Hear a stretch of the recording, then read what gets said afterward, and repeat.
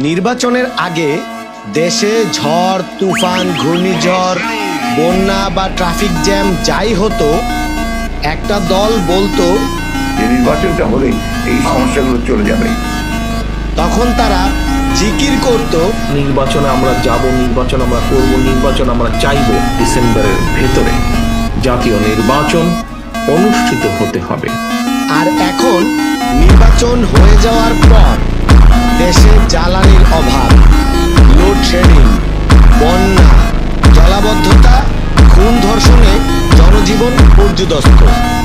তেলের জন্য 10-12 ঘন্টা লাইনে দাঁড়িয়ে থাকতে হয়। দৈনিক 8-10 ঘন্টা লোডশেডিংয়ে মানুষ অতিষ্ঠ। জমির ফসল বন্যায় নষ্ট হয়ে যাচ্ছে, কৃষকের কান্না শোনার কেউ নেই।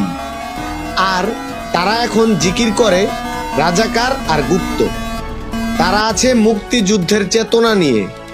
তো জাতি বিভক্ত না করলে মুক্তিযুদ্ধের ইতিহাস কিভাবে শিখাবো? হাওয়ার সাথে যুদ্ধ করছে মুক্তি বাহিনী, মুক্তিযুদ্ধের ইতিহাস যখন বলতে হবে তখন আমি কার সাথে? আমি হাওয়ার সাথে যুদ্ধ করছি? আমরা রাজাকারের সাথে যুদ্ধ করছি, এবং তাই আমরা এখানে আসছি। আল্লাহ, আজকে তো শেষ।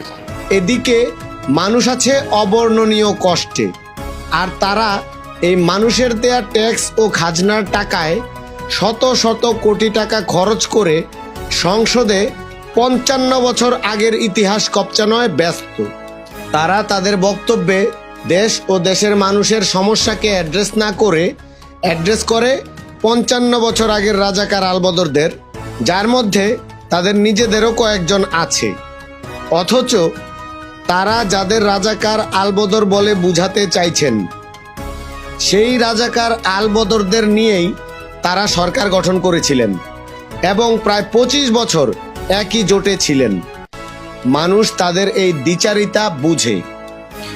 এদের রাজনৈতিক দৈন্যতা এবং গণমানুষের সাথে নিজেদেরকে সংযুক্ত করতে পারার ব্যর্থতা এদেরকে খুব শীঘ্রই বিলুপ্ত করে দেবে, যেটা তারা নিজেরাও জানে। এবং এজন্যই যাওয়ার আগে তেল, গ্যাস, বিদ্যুৎ সবকিছুর দাম বাড়িয়ে যত বেশি পারে কামিয়ে নিয়ে যাবে।